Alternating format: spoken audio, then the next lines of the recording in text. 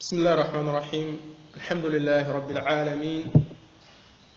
والعاقبة للمتقين ولا عدوان إلا على الظالمين وأشهد أن لا إله إلا الله وحده لا شريك له وأشهد أن محمدا عبده ورسوله صلى الله وسلم عليه وعلى آله وأصحابه أجمعين بعد من الله سبحانه وتعالى صلى الله عليه وآله وسلم بنامو لا كودجي الله لا سمبو كان انا لا بلافا كان نكرم بونيارون كو مونتنا مدرسه التوحيد لنا شيخ عبد الرزاق ابن ابي محسن البدر حفظهم الله من كتاب بونيارون كو مونكتا القواعد الاربع للشيخ محمد ابن عبد الوهاب رحمه الله تعالى ناتل نون nga taro telefonga landirnya folota nga bam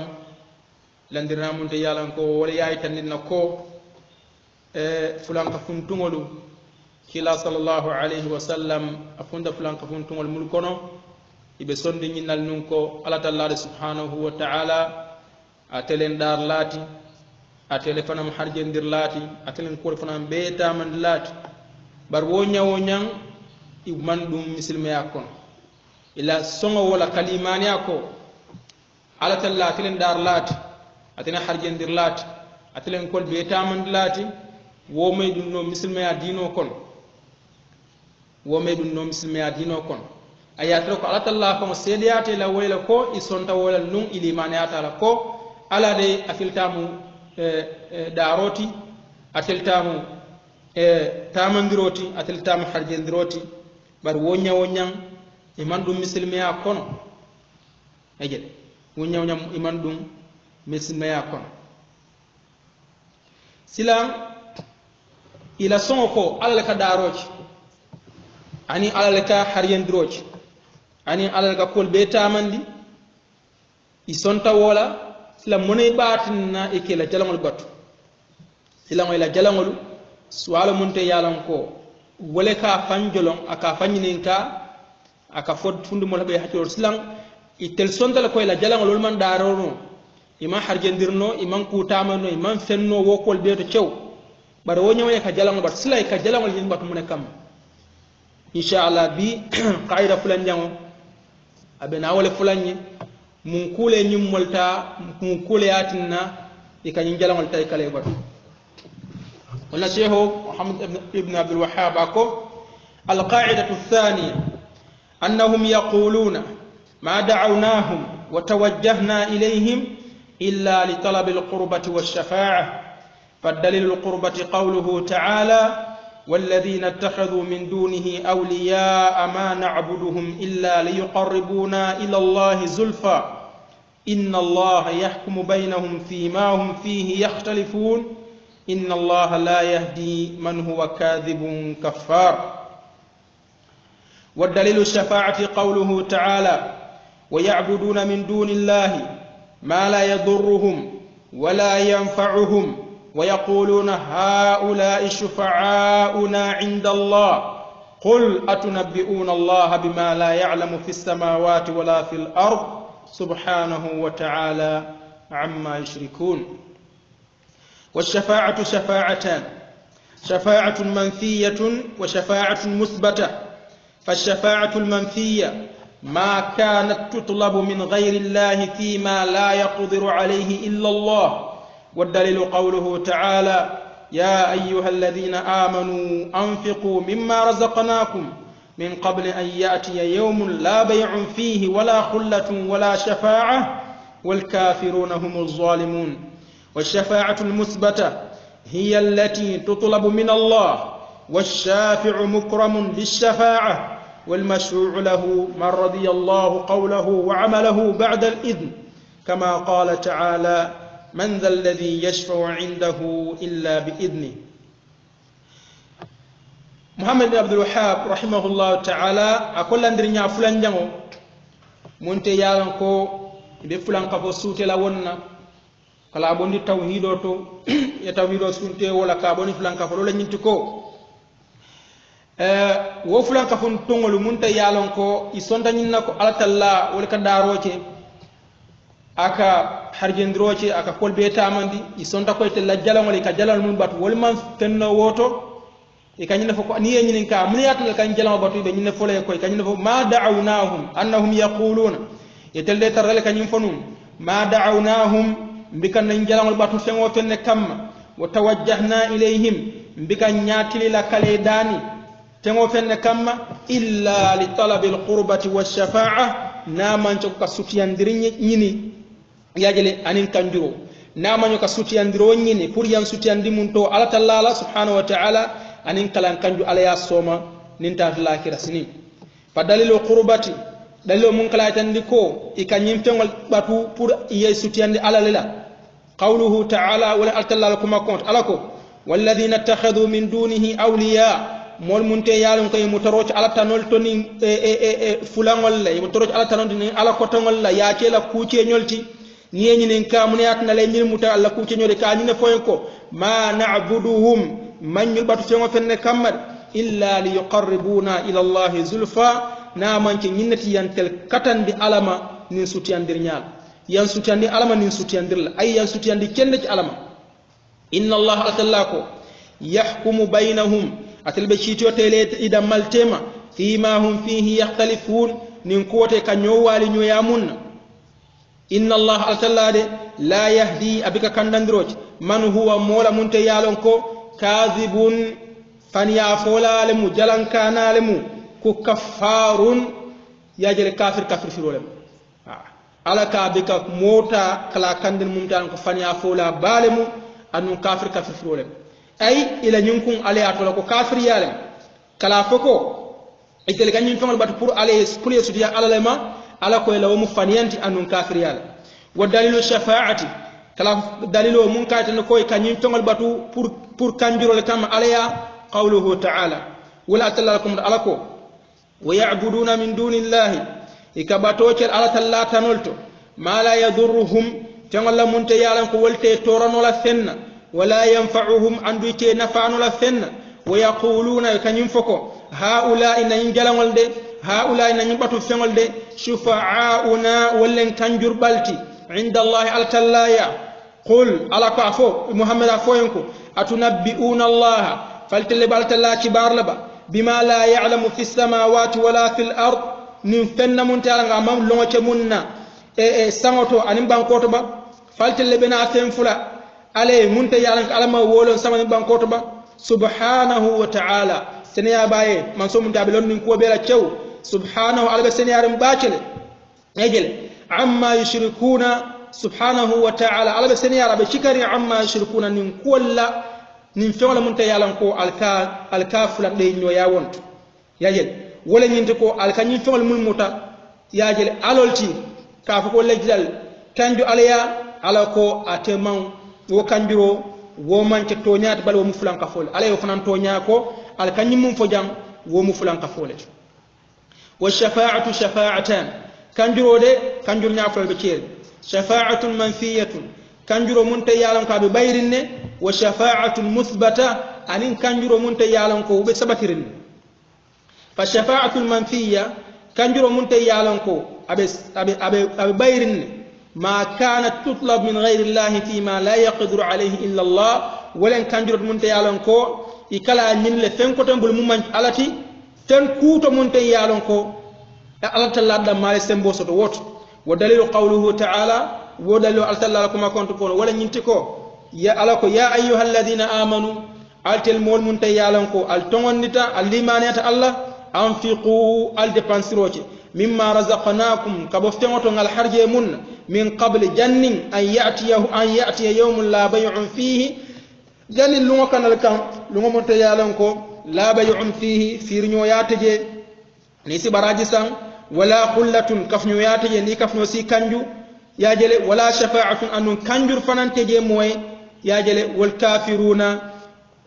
والكافر هم الظالمون على كافر ولا مولتمون كي فانتوني ولا نتوني نتوني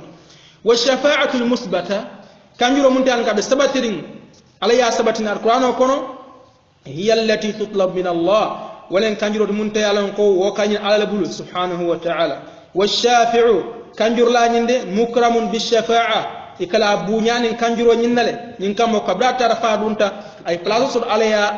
يا جلي أرجل نول كونو على ناتا تا يا بونيا كلا حرمة يا جلي إكلا جي كمرك كنجرو ديالا نينكم وكلا بونيا كنجرو نين بالشفاعة والمشروع له مو منتيالون كنجرو تولي نك إكولي كنجرو أبي كلا مولت منتيالون كو من رضي الله قوله مولم ألت الله دنيا تعالى كما كان وعمله أنا لبارو بعد الإذن ممتنا يا مرودي كنجر لا نكايا كنجو كما قال تعالى كم علي أسبتني نمر القرآن وكن علىكم من ذا الذي يشفع عنده إلا بإذن جمال بي كنجرو كلا أتي ألويا نامن كالا على يا مرو كنت نامن كالا سمو كنت جمال بي ملكون موسى كنجرو على يا آيات رفعة الله منصور الشرح شيخ عبد الرزاق ابن أبو محسن البدر عكو وهذه من القاعدة الثانية هي القاعدة الثانية من اللندرنيا فلنجمت وهي قاعدة عظيمة ومهمة جدا لندرو لمنتيالونكو أو طلبات أكم ما يتباش وهي متممة ومكملة للقاعدة الأولى كان لندرو لمنتيالونكو أكتمندرولت ككمالندروتي قاعدة فلولا ولا لندرنيا فلول وذلك أننا عرفنا في القاعدة الأولى ولن يندكون تل نجيرو تل نجيلكو قاعدة فلوتو أن المشركين الذين بعث فيهم رسول الله صلى الله عليه وسلم كفلا كفنتم المنتيان كتيلا صلى الله عليه وسلم أكيد ولكنا كانوا يقرون بأن الخالق الرازق المنعم المتصرف هو الله تبارك وتعالى يسوندني لكو دار لا حرجندر لا nemandir la kuwol bondi nyoto manso ka ku bondi nyama kala samba nyama wo mo alati subhanahu wa ta'ala damma wa anna dhalika lam yudkhiluhum fil islam bar wo nyawonya wo ila wasongo wala manne dundi misilma ya dino kon idan yati su'alun yatrah nafsa kama yaqulun sila woto nyen ko bo nyama ñinin karole fele mun kala fan aka fan boyna ya hollonde kamul ñinin ka ay ñinin karole fele mun nada mo be hakilo idha kanu yuqiruna bi anna alladhi yakhluq wa yarzuq wa yun'im wa yatasarraf wa yudabbir al-amr huwa Allah tabaaraka wa ta'ala niyado ke tel sonta ila tanina ila manata ko darla ani harjendirla ani nemandirla ani mun ka fengol bondi nyama kala samba nyama أن نقول بيتعمد الله وهم على سبحانه وتعالى دما فلماذا يعبدون هذا الأصنام وتمن باخن من ياتني كان يجلون البط سلام ينكروا بدم ولين سلام الكجلون البط من كم كاف جلون الفون كوي من كونوا بيكا كوتنو سلام الكلي بط من كم إذا كانوا يقرون أن الله أنها لا تخلق تمام من جنة البسون منكو ينجلون لا تخلق بيكا داروج ولا ترزق إذبك حرجندرك ولا تعطي إذبك ديرك مولا سنة ولا تمنع إذبك فنفنا متنوموما لماذا يعبدونها ورسان كلمة من كما وهم يقرون أنها لا تخلق ولا تملك ولا ترزق ولا تدبر ولا تدبر الأمر أترك بسن نينكو إذبك دارك فنتبلو إذبك حرجندرك إذبك كوتا منو كما هو واضح في الدليل الذي ساقه المصنف كما عبد الله يمين abe koyri nyam dalilo ko mutana ko safir la ay wolata ay londi ni dalilati ay tini dalilati ani dalila nyon jama mutana ala fa subhanahu wa ta'ala wala kala sede ya nyuflan ka fun tungale ko isontale ko ila jalngol bika fenda isontale ko ila jalngol bika harjendirke isontale ko ila plan do kuta manno isontale ko ila jalngol man sen sot yajel fil qa'ida al-ula qa'ida fulut idan yati su'alun huna yatrah nafsa sila ñinin ka ro munti aka fango ñinin ka aka fango ñinin ka aka fango londi aka futamol be hakilo do modbe ke fanyinin ka wala limadha ya'budunaha wala say mun baat ne ñul kañi jalamol batu mun kam limadha yattajihuna ilayha bis-su'al mun baat ne ka jalamol tay kale ñinin ka yajel ikela duwal ikela hajol dante limadha yabquna indaha mun baat ne ka takumbola jalamol ñin koto katara kumbole koto ke dani watadarrauna ilayha ke fando yandiye يكون بولا ويلحون عليها بالطلب ويصرفون لها أنواعا من العبادة يجل إكاتا إبه نوتو سياري دانوتو يجل إبه ألباتون قول تعالى إبه كرة إبه ألباتون ينكلي لماذا منكم ما السبب من السببوت يأتي الجواب في هذه القاعدة أكون سؤاله ينكسي وجابره ولبن ينقاعدة سبب فلان يمكن قال رحمه الله تعالى القاعدة الثانية شيخ محمد بن أبي الوهاب رحمه الله تعالى أكو القاعدة الثانية لندن يفلن من تعالى إن ينتعلن أي تريبل فرصة ما يفلن كفو سوتي كلا جوكو فلان كفو لن يتوحيدون ده يتوحيدون لن كتوحيدون لن ولن يدوك سيسون لنكو أنهم يتلد فلان كفون تنول يقولون ترتلك ينفنونكو ما دعوناهم مبكان نينجلون باتو فيون فن كم وتوجهنا إليهم مبكان نياتي لفيون فن كم كاليداني إلا لطلب القربة والشفاعة نامن تكون لفتا سوتيان دروك نامن تنينرو تك سوتيان ديك سوتيان نمويا نيني علما والشفاعة أنين كانجرو علبو سوما المشركون يقولون فلان كفنو يتعين فوق نحن لم نتجه إلى هذه الأصنام ولم ندعو هذه الأصنام لأنها تخلق أو لأنها ترزق أو لأنها تحيي هذه الأمور ليست إلا لله تبارك وتعالى أكو فلان كفنتم اللي كان ينفنونكو اللي كان ينفو كو نتلدم بك نياتي ننجلا ولا فنو فنكم بك يداني فنو فنكم بك يداني كلاجكو إذا لك دارو لشي ولا كلاجكو كحاجندرو لشي ولا كلاجكو كبالندرو لشي ولا كفار لشي wol beetu mume faroni hajendro ne bandro beetu mume lillah amantra feyna man Allah subhanahu wa ta'ala idan limadha ta'budunaha sila munebatun al kalibatu munebatun al kalibatu yaquluna kayinna fununko nahnu na'buduha illa lilqurbati wash-shafa'a ndellen kalibatu nyine kamma pour kasutiyan namoya nyine alama anin kanjuro ma ma'na al-qurba من ستيان مويات أي لتكونوا وسيلة لنا عند الله أي نينكا ما يسكن يتشوك نيويات يسكن يتشوك نيوياتي ني على اللاتين لتكون واسطة لنا عند الله نينكا ما يسكن يستران ني على اللاتين يسكن نكنا سورات نلفت ياجل كنا كل فوزنا علما ياجل pour نينكا مكو لفتمون يسوسف ngetel tale ngelu ni ala tema atra kom be son ngi koy bika fe woch bari nyin kamako isi dunni ala tema ntin hajol dante teliye ite so futandi ni alama isim sujani fana alama natawassatu biha ila Allah woto ngetel ke e ngetel tema karat temban tambil ngetel ke kanna soro lalleti ni ala tema natlub minha hiya an tuqarribuna ila Allah nkanyine nyini bulu yan sutiandi alama hiya fi nafsiha na'taqid annaha la takhluq italin jalangal fawol ndel sondal nganya tafun sokono ko iman daro wonode ani ma harjendirno andu fente bulu imanti yasdo kuto andi diga kuta manino walakin na'buduha min ajli an takuna wasitatan lana 'inda Allah tabaaraka wa ta'ala barin kale batule nyin kam ko isi kenye isi kenye kanna sorati isi kenye tema fenti munda be ni alal tem ha sinyi kenye intermédiaire oti ni ala tallati subhanahu wa ta'ala tuqarribuna min Allah isajo ko sutiyandi alama wa tudnina minhu isin sutiyandi alama subhanahu wa ta'ala hadha huwa sabab ninna musababot ولهذا قال أنهم أي المشركون يقولون ما دعوناهم وتوجهنا إليهم إلا لطلب القربة والشفاعة ولياتناكو إكانين فنونكو مبكي دانا فنو فن كما مبكا نياتي للا فنو فن كما نامن جو كلام سوتيان بور كلام سوتيان ألما أنين فنان كلام كانجور ألما سبحانه وتعالى أعطينا الدليل على ذلك ما الدليل على أن المشركين كانوا يعبدون الأصنام لهذا السبب بعينه ولهذا الغرض بذاته سلام من دليل وتكلا جاكو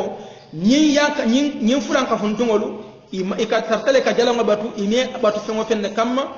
ياجلي نامان تي من سبب ولتكو كالي سجاني علما ورندان كانجرو نيني على بول من دليل من الشيخ ولا دليل وقت وقد عرفنا أن المصنف التزم في بداية هذه القواعد أن يذكر دليلها من القرآن. أترك نجلونكو سفر الله من كده الشيخ محمد ابن عبد الوهاب رحمه الله رحمة واسعة أيا فانستين وأنين لي ياجلي نين كتابه بلا فلوتو كنا يفتمو فين فدرون أي نادلو سما كبر قانو لا يأتي بشيء من نفس أما أنت كفهم الفاكون فيل وإنما يذكر لك الأمر مضموما إليه دليله من القرآن برا كان ينكو فويلي أيا فوي وكلا أيا تفوا بلا أيا نكندا بلا على دليله كو من ينا دليله كبر قرآن. فهنا ذكر القاعدة الثانية وهي أن المشركين كانوا يقولون أننا إنما دعونا هذه الأصنام ورجوناها وتوجهنا إليها من أجل القربة والشفاعة. أعطنا الدليل على ذلك. يجب أكو شيوكو فلان كفون تمولو وتمولا إكانين نفوكو ntelde mbika nyul dana fengo fenne kam na injalangol mbike dana fengo fenne kam mantra jikri bul fengo fenne la mbike nyaati la kale dana fengo fenne kam na manche ko kan sutiyandi alama anin kalan kanju alaya a'tina dalil woto dalilo din ala dalik mun daliloti ako qala fa dalil qurbati ako kafo ko kalan sutiyandi alama wo dalil alqur'ano ko wala qawluhu ta'ala alako والذين اتخذوا من دونه أولياء ما نعبدهم إلا مول يالونكو إيكا متروج على تلاتة تنولا أي كجلال موت مول ولا متروج جلال الله كليباتو إيكا ينفكو ما نعبدهم بكي باتو فيما فينكم إلا الآن يأتيك السبب إلا أكساي وت إلا تلو سببنا بكي باتو فيما فين فو سببنا فمن كما هل السبب إلا لأنها تخلق فنين كما كارفة تلك داروجة إلا لأنها ترزق فنين كما كارفة تلك حرجن دروجة إلا لأنها تحيي وتميت وتدبر الأمر فنين كما تلك بالون دروجة كفاروجة كقول تامندي لا إذا ما هو السبب من كما سلام أكو إلا ليقربونا إلى الله زلفى يجري نامن تكو ينسوتيان دي على من ينسوتيالا من كما كوري ينسوتيان دي باش علم لا لكونها خالقة أمانش نين كما كاركي كدار لك حالي بك وجه ولا لكونها رازقة أمانش نين كما كاركي حرجن درج حالي بك حرجن دروجه ولا لكونها مدبرة أمانش نين كما كو إكا كول لتامن كول لبيبلك متامن حالي بك كو تامن نو هذه أمور لا تملكها نين كول مدنجي فتن حرجن دروتو أني داروتو أني كول تامن دروتو إمام بنسوتو ولتو هم يعتقدون أنها لا تملك شيئا من ذلك إذا سنة كوينة إنجاز من كوت نسر وقول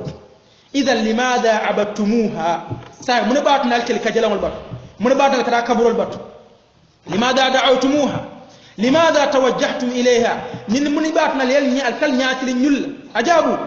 أجابوا قائلين يا جل يعني نرجعوا لك إكو إلا ليقربونا إلى الله زلفى bike batu fengo fenne kamma naman to kalan katande alama nin sutiyala kala sutiyandini alama nin sutiyala ay min ajli an tuqarribuna ila Allah subhanahu wa ta'ala yaqulun nahnu ahlu dhunub mune batinna alkaje ko nyin jalamal wala jida sutiyandi no alama wo fanay ko nyin kamma kaje ko telde itelman sutiya alam li'annahu yaqul nahnu ahlu dhunub intel mujun ben tumallet wa ahlu al-khataya nda ntel mujun ben tumal let na junbo siyata bac na ala soko siyata bac wa ahlu israf ala anfusina nga toro man toro cem fan nga tanna tammi kur balle cem fangot kam fanto nyeni junbe ku baro